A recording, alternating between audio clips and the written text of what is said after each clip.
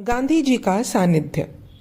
गांधी का जन्म 2 अक्टूबर 1869 को काठियावाड़ के पोरबंदर नामक स्थान पर हुआ था। शिक्षा प्राप्त के बाद वे वकालत करने के लिए परिवार सहित दक्षिण अफ्रीका चले गए थे। उन दिनों अफ्रीका अंग्रेजों के अधीन था। वहां के स्थानीय लोगों तथा भारतीयों के साथ वे छुआछूत वाला व्यवहार करते थे। उन्हें सार्वजनिक तौर पर अपमानित किया जाता था।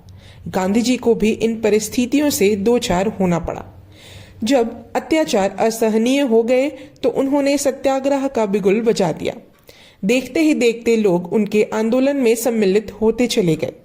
अनेक वर्षों तक शांतिपूर्वक संघर्ष करने के बाद अंततः सरकार को झुकना पड़ा और उनकी मांगे मान ली गई।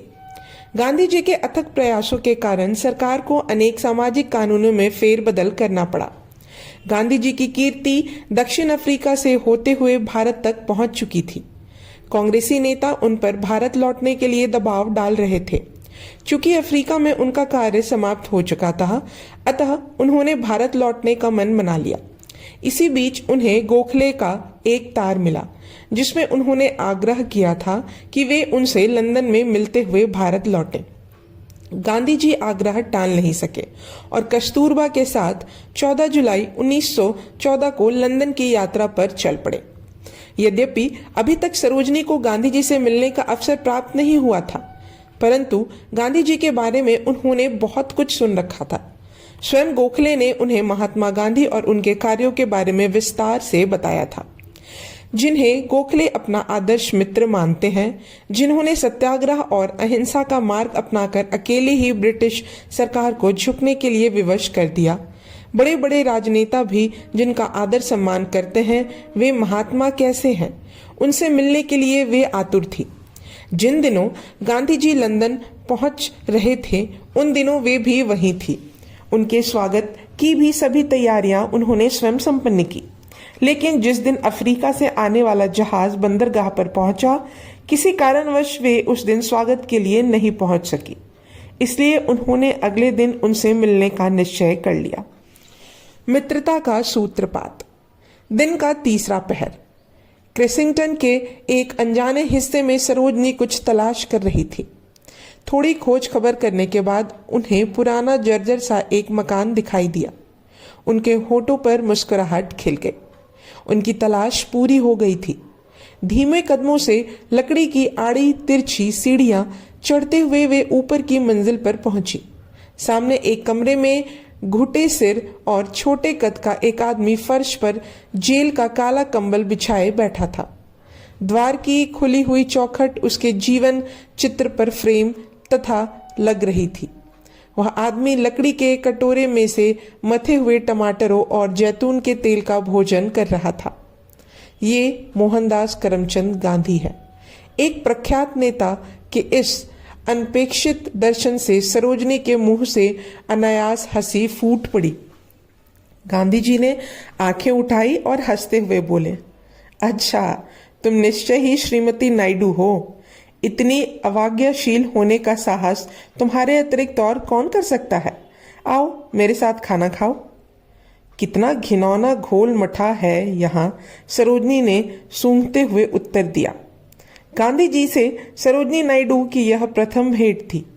हास्य व्यंग से युक्त इस सौहार्दपूर्ण वार्तालाप ने दोनों के बीच प्रगाढ़ मित्रता का सूत्रपात कर दिया।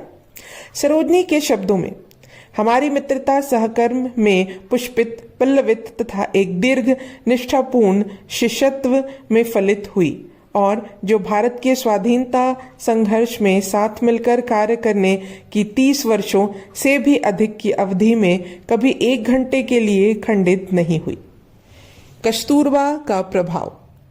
न केवल गांधी जी ने अपितु कस्तूरबा ने भी अपनी सादगी, सहनशीलता, दयालुता, धर्मपरायणता और सेवा भाव से सरोजिनी नायडू के मन मस्तिष्क पर अमिट छाप छोड़ी।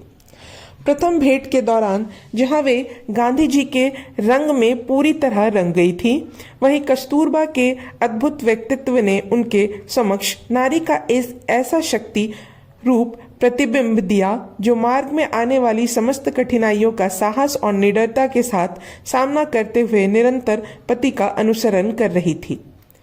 अब तक सरोजनी अपने व्याख्यानों एवं कार्यों से नारी समाज को जागरूक करती आई थी, लेकिन कस्तूरबा में उन्हें आदर्श महिला का सजीव रूप दिखाई देने लगा था। एक बार उन्होंने कहा भी था, यह मेरा सौभाग्य है कि मैं श्रीमती गांधी कस्तूरबा के इंग्लैंड में व्यतीत समय के बारे में बात कर रही हूँ। मैं उस मुलाकात को याद कर रही हूँ जब मैं पहली बार उनसे इंग्लैंड में मिली थी। अगस्त की दोपहर का समय था। मैं बहुत जोश में लंदन में उस घर की सीढ़ियां चढ़ रही थी जहां गांधी जी अपनी पत्नी के साथ ठहरे हुए थे। मैं उनकी महानता और सादगी देखने के लिए बहुत उत्सुक थी। उनसे मेरी भेंट हुई। वे जमीन पर बैठे भोजन कर रहे थे और उनकी पत्नी इतनी व्यस्त थी मानो घर का सारा काम उनके ऊपर हो। उन्हें बाकी दीन दुनिया की कोई खबर नहीं थी। मुझे वह दिन आज भी याद है जब श्रीमती और श्री गांधी का स्वागत करने के लिए भारत के विभिन्न प्रांतों के लोग पूर्व और पश्चिम से मिलकर इकट्ठे हुए थे। श्रीमती गांधी अपने पति के निकट बैठी हुई थी और बहुत गर्व महसूस कर रही थी। वे बहुत ही साधारण सी थी, लेकिन मेरे दिमाग में उनकी एक ऐसी याद है जिसे मैं कभी भूल नहीं सकती। वे एक ऐसी औरत थी जिन्होंने अपने पति का प्रत्येक स्थिति में साथ दिया। जब वे अपने पति के साथ इंग्लैंड आई थी तब उनके अंदर की औरत का दिल ऊर्जा से भरा हुआ था। उनकी आंखों में अपनी धरती को लेकर बहुत सपने थे। कस्तूरबा गांधी और सरोजनी नायडू के बीच जो प्रेम व स्नेह पनपा था वह उनकी मृत्यु तक यथावत बना रहा। जीवन के प्रत्येक मोड़ पर वे उनके साथ रहे। यह भाग यहीं समाप्त होता है। अब हम अगले भाग में जानेंगे क्रूर आघात के बारे में। तब तक के लिए धन्यवाद।